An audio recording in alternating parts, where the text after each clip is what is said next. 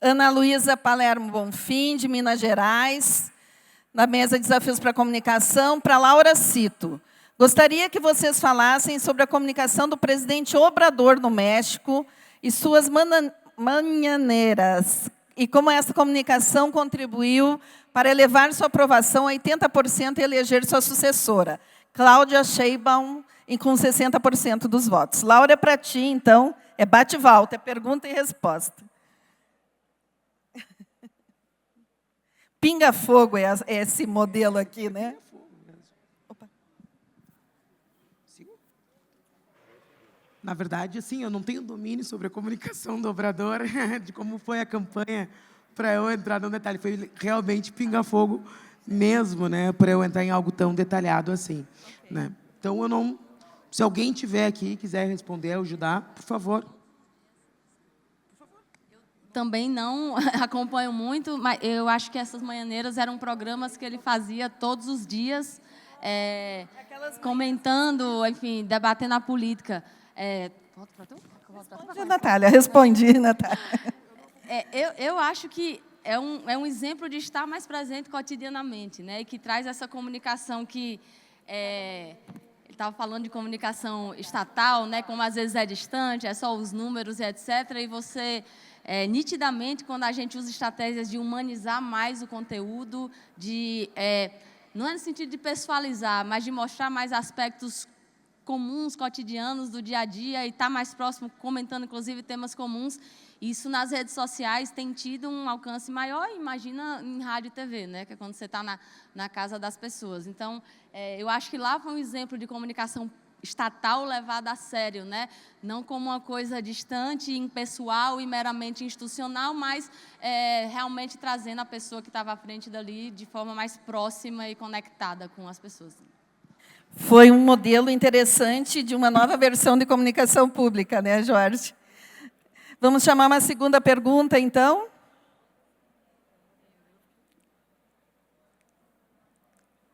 Vamos lá. Adilson Souza, de Itapecuru, Mirim, Maranhão. Os desafios da comunicação para o Jorge Duarte. Sou radialista, repórter comunitário da rádio Bacanga FM. E a pergunta é, de que forma a direção do PT pretende inserir a comunicação popular através das rádios comunitárias? Mesma situação. Eu desconheço. Inclusive, eu participei de um tempo no grupo do governo que trabalhava com rádios comunitárias e depois houve um modelo de comunicação mudou bastante, né? Mas rádio comunitária continua algo muito importante e eu realmente não sei qual a política do PT nem do governo sobre isso atualmente, porque eu não estou acompanhando. Isso. O governo abriu um edital agora, né, para o credenciamento e habilitação das rádios comunitárias. E no processo todo, né, desde o período aí da prisão do presidente Lula, né, presidenta Gleisi, até a eleição, nós fizemos uma grande mobilização para termos uma presença do partido, do conteúdo do partido, e na época do conteúdo aí relacionado ao presidente Lula, nas rádios comunitárias também. Então, a gente dialogou muito com as associações regionais, nacional, para que a gente pudesse ter uma maior inserção, né? O edital são mais de 700 rádios comunitárias. Fala aí, Laura. É que eles tiram... Tá. Não, só para dizer que o edital, então, que está abrindo, são mais de 700 rádios comunitárias, então é uma dimensão bastante substantiva. No início, nos primeiros governos Lula, houve uma estratégia muito clara, muito bonita e muito consistente da regionalização da comunicação, que se passou anunciava no teto, ou mandava conteúdo no teto para 500 veículos no Brasil, que basicamente eram os grandes, né? E se passou a chegar a 5.000. Né? Ou seja, houve uma tentativa de fazer com que a informação fosse na ponta, de fato, via uma estratégia muito clara, né? muito assim, engajada, de fazer com que a informação chegasse nos pequenos veículos de todo tipo, inclusive rádios comunitárias. Havia um esforço muito grande de aproximação. Eu imagino que isso continue até hoje, porque é uma coisa muito bonita e necessária também. Muito obrigada, Jorge. Com certeza, o rádio, né, ele tem sido um veículo muito importante e fundamental ainda em algumas regiões do nosso país, especialmente a região norte, a Amazônia, ainda cumpre um papel fundamental, inclusive onde a internet tem muita dificuldade para segurar, né, sinal e chegar. O rádio tem sido ainda um instrumento muito fundamental e estratégico para que essa comunicação chegue até cada uma das pessoas, né, naqueles territórios mais longínquos, né, desse grande país. E a gente tem que entender também que a internet ela não substitui o rádio, isso é tudo complementar.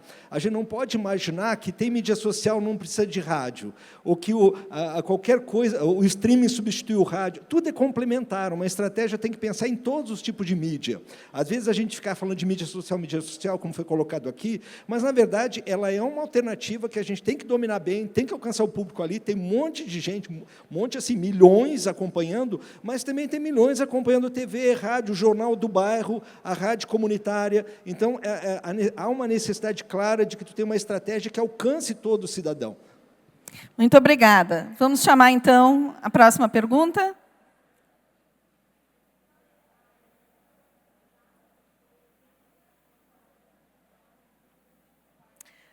Ruth Lopes Negreiros, Teófilo Otoni está dominando Minas Gerais aqui, hein?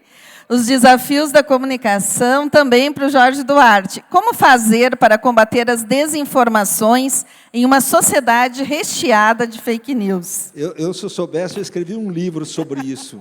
Mas é o seguinte, o que eu acho, na perspectiva de Estado, eu trabalho na Embrapa. Eu acho que a Embrapa, por exemplo, ela tem que fazer o maior esforço possível para dar informação de qualidade naquele tema que ela trabalha.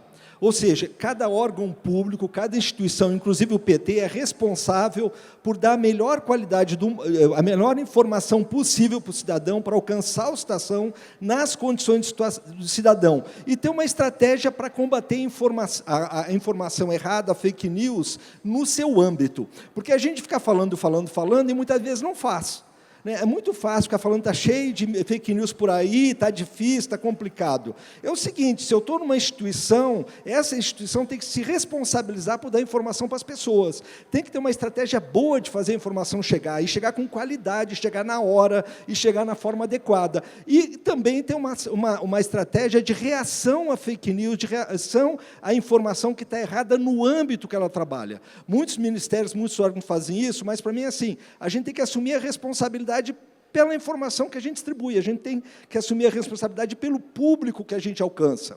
E mais do que ficar discutindo, porque realmente é um problema seríssimo, tem uma questão legal, que é outro âmbito, né, de legislativo, de judiciário, mas eu acho que a gente tem que fazer o dever de casa, eu acho que é muito importante a gente assumir essa responsabilidade.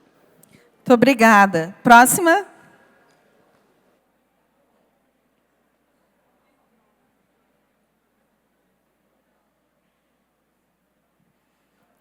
O DF tomou conta agora.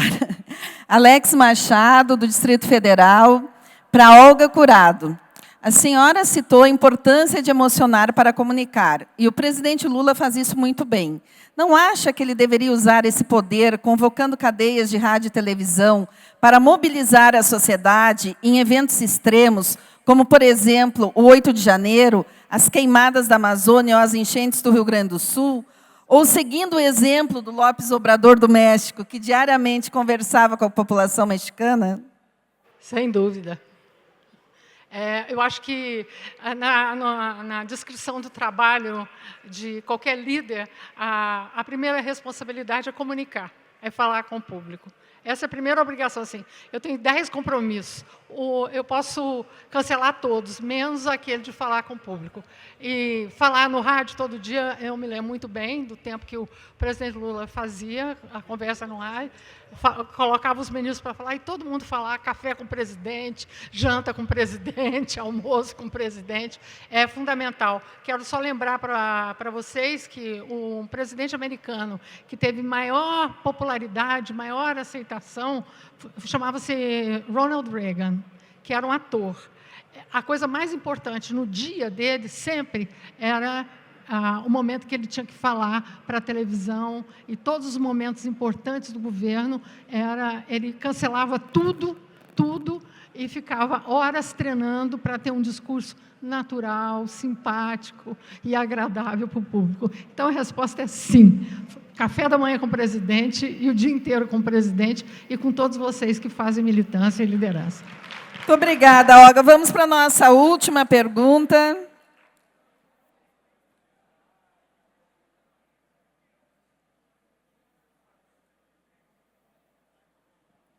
Rubinho da Divinéia, Rio de Janeiro. Os desafios da comunicação para Laura Cito. Algoritmos preditivos são largamente utilizados pelas Big Techs para vender a certeza de sucesso nos resultados aos seus anunciantes. A extrema-direita global se utiliza dessa estratégia de vendas para vender seus políticos ao redor do mundo.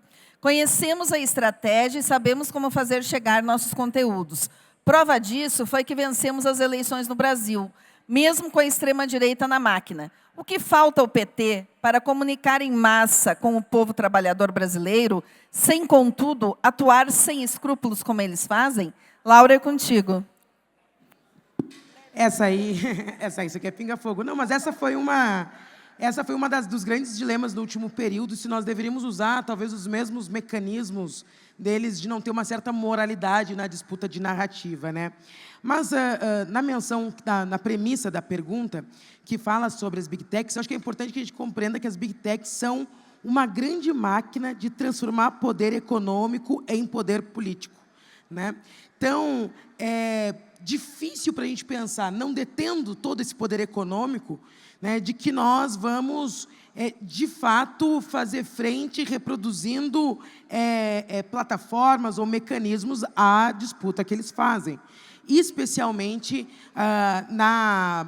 frente ao que eu falei inicialmente, de que esses grupos se utilizam dessas Big Techs para fazer uma disputa frontal com o modelo de Estado, né, com o modelo de democracia, especialmente nos países subdesenvolvidos ou em desenvolvimento, mas também no mundo.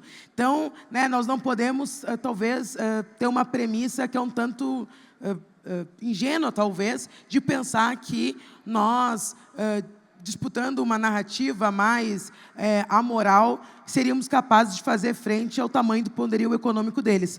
Por isso que debater a regulamentação de maneira estrutural e não periférica é tão estratégica, exatamente pela premissa correta, de que, né, a forma como os algoritmos se movimentam, né, de fato, é predatório, inclusive, né, a um modelo de democracia. E faço um link com uma frase que a Nath usou antes, né, de que eles vendem o ódio e nós devemos vender a esperança. Claro que nós devemos e vendemos nossas utopias, mas, de fato, do ponto de vista dos algoritmos, o ódio ele retém mais. E por isso que ele faz com que, né, as cifras, né, consigam girar de maneira mais rápida. E por isso que, talvez, para nós, a nossa maior proteção frente a isso é, de fato, discutir o modelo, é discutir a estrutura, é discutir os limites, né? E isso é um enfrentamento aos interesses econômicos de maneira frontal. Aí, sim, nós teremos condições de fazer uma disputa de narrativa. Muito obrigado, Laura.